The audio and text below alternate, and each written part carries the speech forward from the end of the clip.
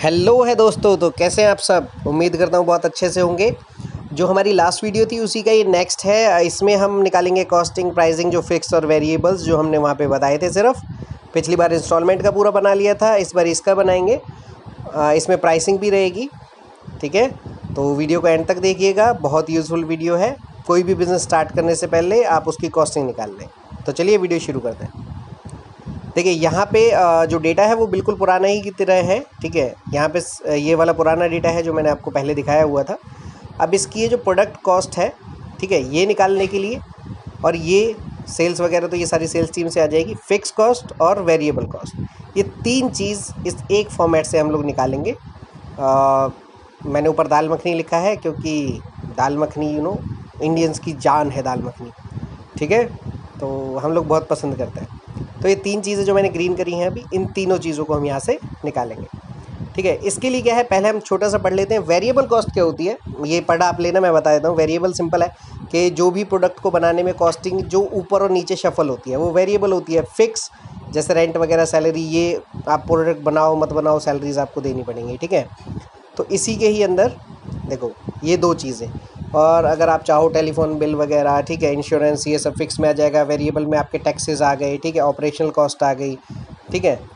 Operational cost in the sense of कि आपको माल ज़्यादा बनाना है, आपको तुरंत ही कोई गाड़ी लेके आनी पड़ी, तुरंत ही कोई लेबर लेके आनी पड़ी, ठीक है, इस तरीके की होती है। तो चलिए यहाँ पे हम लगाएंगे ड्रॉप डाउन लिस्ट, ठीक है। ड्रॉप डाउन ऑलमोस्ट मेरी हर एक वीडियो में रहता है, और उसके साथ वी लुकअप भी लगाते हैं। अगली जो वीडियो होगी उसमें पक्का मैं एच लुकअप लगाऊंगा, ठीक है। इस बार का डेटा ऐसा बनाएंगे जिसमें एच लुकअप लगे, ठीक है। तो यहाँ पे ये दोनों चीज़ें लगाएंगे। देखिए यहाँ पे हमने काउंटा ऑलरेडी लगाया हुआ है। यहाँ पे मेरे मेन्यू आइटम्स हैं, ठीक है। काउंटा भी लास्ट वीडियो में बताया गया है। यहाँ पे मैंने 500 तक सेलेक्ट किया हुआ। अगर मैं नीचे कोई भी आइटम लिखता रहूँगा तो ऊपर जो 15 था, अब जैसे मैं यहाँ पे 2 आइटम लिख दूँ तो वो ऊपर 17 हो जाएगा। काउंटा अल्फ़ा न्यूमेरिकल होता है, हटा दूँ तो ये कम हो जाएगा। ये हमें फिक्स कॉस्ट में वो चाहिए होगा, तो इसलिए हमने पहले इस पर काउंटा लगा दिया है, ठीक है। 500 सेल्स तक लगा दिया है, ठीक।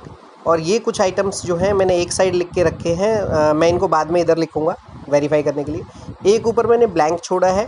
ब्लैंक छोड़ने का रीज़न ये है कि अगर यहाँ पे मुझे कोई आइटम नहीं चाहिए होगा तो मैं ब्लैंक ही यूज़ करूँगा, ठीक है। ब्लैंक करने के 2-3 तरीके हैं, पर एक वो बेसिक है।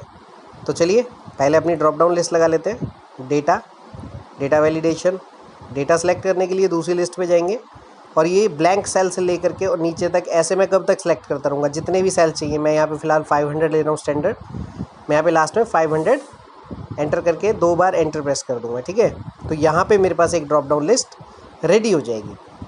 अब वी लुकअप क्या करता है? वी लुकअप यही करता है ना कि लेफ़्ट में जो मतलब जो भी हम सिलेक्टेड सेल है, ठीक है, उसमें जो भी वैल्यू आए उसके और उसके बाद जो हम कॉलम देखें वो वहाँ पर वैल्यू आ जाए, ठीक है।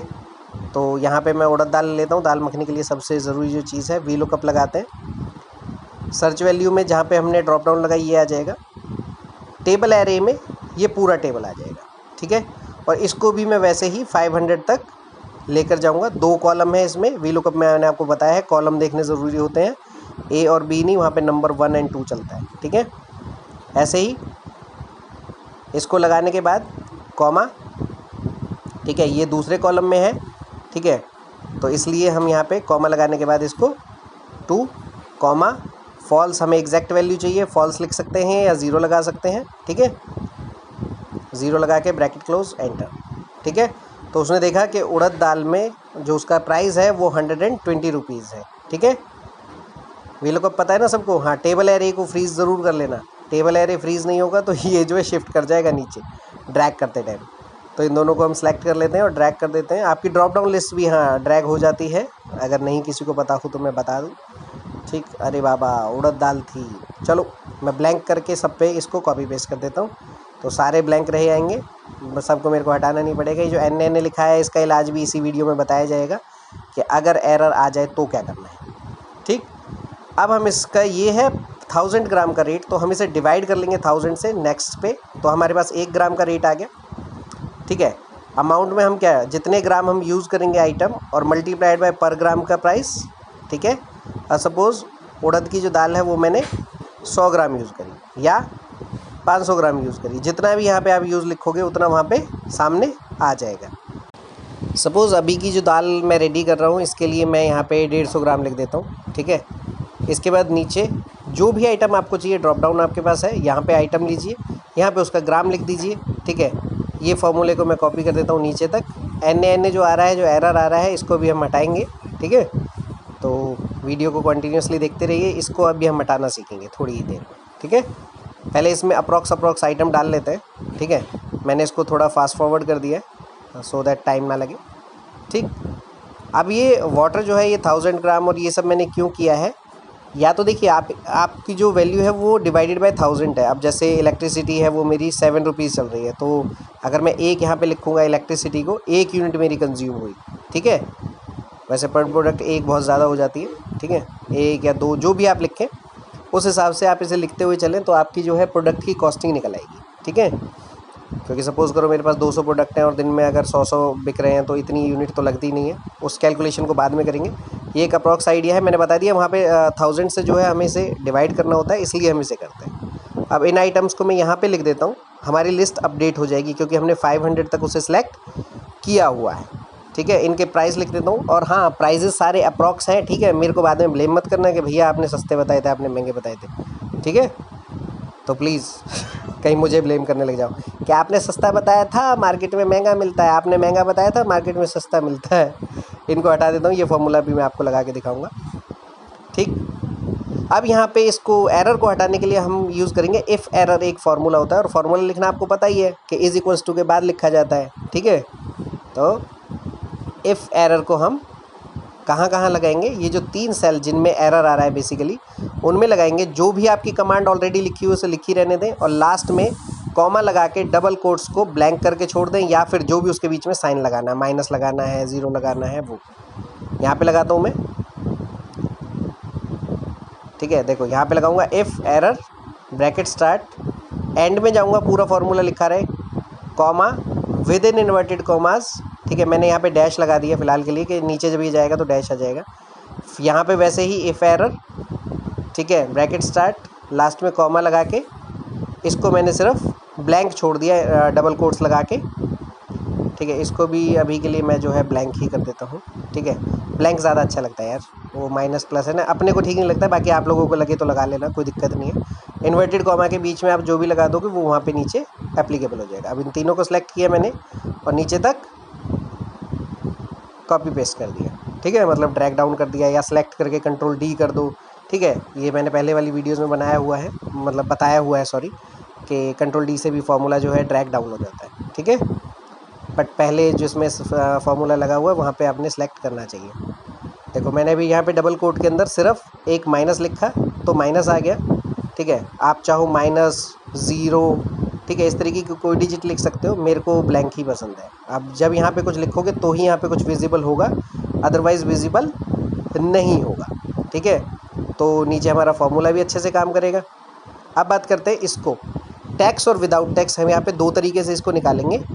MRP जो भी आप सेल प्राइस करना चाहते हो, देखो आपको पता है 152.28 पे आपका ये रेडी हो गया। ठीक है, इन ABCD के नाम दे देते हैं मैंने। ठीक है, टोटल कॉस्ट क्या है मेरी, A है। ठीक है, और ये जो है ये मेरी मार्जिन कॉस्ट है। ठीक है, ये निकल आई। प्रॉफिट क्या निकलेगा, B माइनस A। ठीक है, वो प्रॉफिट निकल आया। ठीक है, ये आ गया C पे।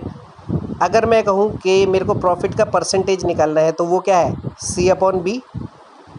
तो C में जो भी वैल्यू है 100 डिवाइडेड बाय 252.28, यही C divided by MRP, enter. तो ये मेरे पास आ गया 39.64% है जो आप प्रॉफिट ले रहे हैं। अब यहाँ पे मैंने 100% सिर्फ लिखा हुआ है, 100 के आगे परसेंट ज़रूर लगा लेना। मैं क्या चाहता हूँ, मेरी वेरिएबल कॉस्ट, तो 100 में से ये जो मेरे पास है 100% माइनस D। ठीक है, तो मेरे पास उसकी रिमेनिंग कॉस्ट आ गई। तो ये जो रिमेनिंग है ये मेरी वेरिएबल कॉस्ट होगी। ठीक है, वो मेरी प्रॉफिट होगी, प्रॉफिट की रेशो हो गई, ये मेरी वेरिएबल कॉस्ट होगी। अब यहाँ पे MRP के साथ देखो, हम यहाँ पे क्योंकि FMCG का बना रहे हैं तो यहाँ पे क्या है, टैक्स जो 2 होते हैं, एक SGST एक CGST, तो 2.5 एंड 2.5 5% हो जाता है। आप चाहे इसे डायरेक्ट लगा लीजिए पूरे फॉर्मूले के साथ, मैं यहाँ पे डायरेक्ट लगा दे रहा हूँ, = ये मल्टीप्लाइड बाय 5% भी कर सकते थे, मैं 0.05 कर रहा हूँ। ठीक है, इसको 5% भी मैं कर देता तब भी हो जाता, कोई दिक्कत नहीं थी। 15 जब भी 15 आता, और अगर मैं इसे ट्रेडिशनल वे से करूँ total value multiplied by 5 divided by 100 तो भी ये 15 ही आएगा। ठीक है, अब यहाँ पे मैं इसका ग्रॉस निकाल लूँगा क्योंकि टैक्स भी मैंने वहाँ पे डाल दिया। ठीक है, अब यहाँ पे मेरा प्रॉफिट क्या रहेगा, ये माइनस जिस भी रेट पर ये तैयार हुआ था वो, क्योंकि टैक्स तो मैं सामने वाले से ले ही लूँगा ना। ठीक है, तो यहाँ पे हम बात करते हैं। देखो टैक्सेशन में मैं नहीं पढ़ता हूँ, मेरे को अकाउंट्स का नहीं मालूम है। ठीक है, अपने को अपने एक्सेल का मालूम है, अपन बता सकते हैं। ठीक है, तो यहाँ पे सेम पहले की ही तरह, ठीक है, ये डिवाइडेड बाय ये, एंटर। ठीक है, अब इसको किस में से माइनस करने का है, ठीक है, इसको हमेशा परसेंटेज पे करके रखना, हाँ, नहीं तो दिक्कत होएगा। ठीक है, और इसमें से आप ज़ीरो कभी बढ़ जाता है तो ऐसे आ जाता है। ठीक है, तो इसको ज़ीरो घटा लेना ऊपर से, ऐसे ही बटन से क्लिक करके। ठीक है, 2 डेसिमल प्लेस तक। ठीक, अब यहाँ पे ये लगाया, इस पर शायद एरर आ जाएगा अगर मैं ऐसे लगाता हूँ तो, माइनस ये, एंटर। नहीं आया, चलो अच्छी बात है, नहीं आया, नहीं तो ऐसे कई बार आ जाता है। ठीक है, अब यहाँ पे मेरी टोटल वैल्यू क्या आ जाएगी, मेरे को टैक्स वाली लेनी है, नॉन टैक्सेबल लेनी है, वो मेरी मर्ज़ी है। फ़िलहाल मैं टैक्सेबल वाली ले रहा हूँ। ठीक है, तो ये कहाँ है, थोड़ा सा नीचे है, 315, एंटर। ओ देखो वो आ गया, एरर नीचे आ गया। ये वाला सेल जो है इसको बड़ा कर देता हूँ। एरर नहीं है, बेसिकली वो क्या है कि सेल की जो कैपेसिटी है वो कम होती है, तो और लेटर्स ज़्यादा होते हैं तो वो वहाँ से आ जाते हैं। यहाँ पे देखो मैंने नेट प्रॉफिट, अरे यार प्रॉफिट नहीं, अपने को नीचे वाला डालने का था।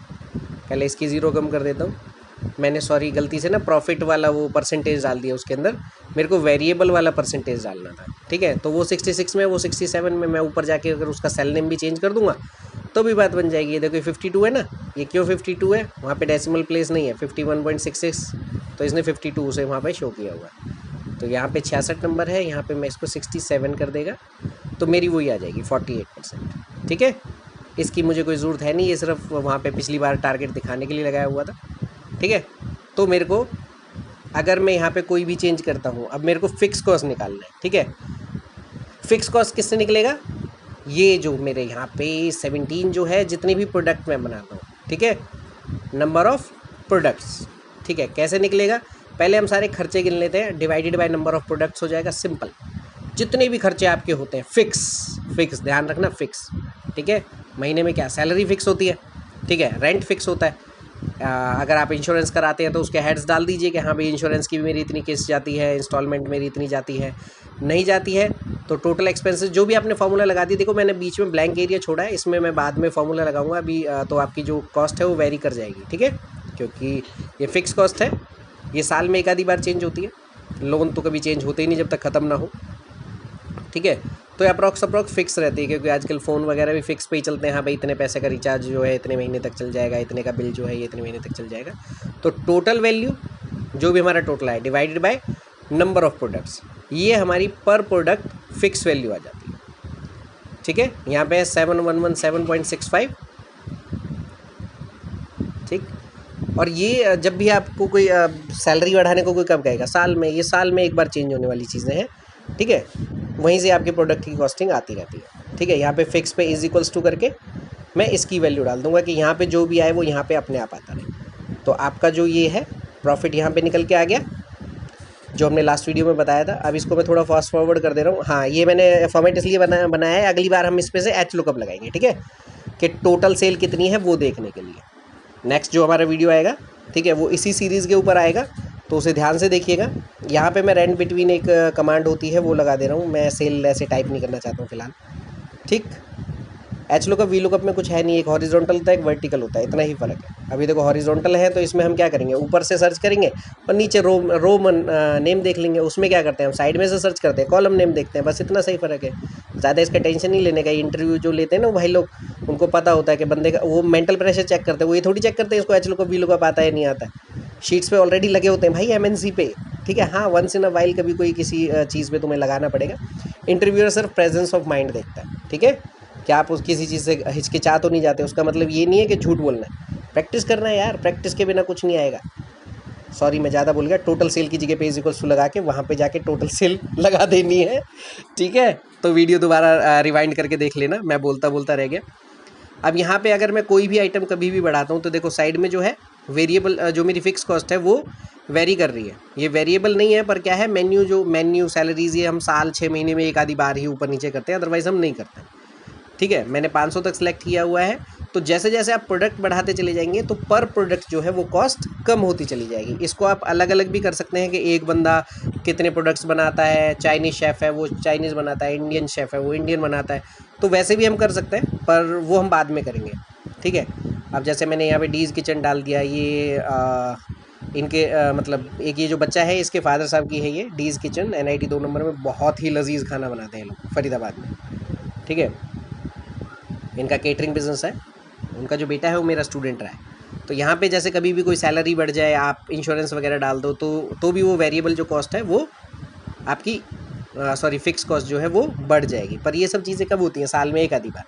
अब सोचो मेरे को कितने प्रोडक्ट्स हैं, कितनी बार बनाने का है? कुछ नहीं करने का है, इसको सिंपल डिलीट करो, एक फॉर्मेट रेडी करो, इसको कॉपी करके 50 जगह 100 जगह जितने भी आपके प्रोडक्ट्स हैं टोटल मेन्यू आइटम के, ठीक है, और घबराना नहीं है, सिर्फ कॉपी पेस्ट करना है, कुछ नहीं है। कॉलम से सिलेक्ट करना है, ऊपर कॉलम से सिलेक्ट करना है, कॉपी करना है और राइट क्लिक करके इंसर्ट कॉपीड सेल, बस सिंपल।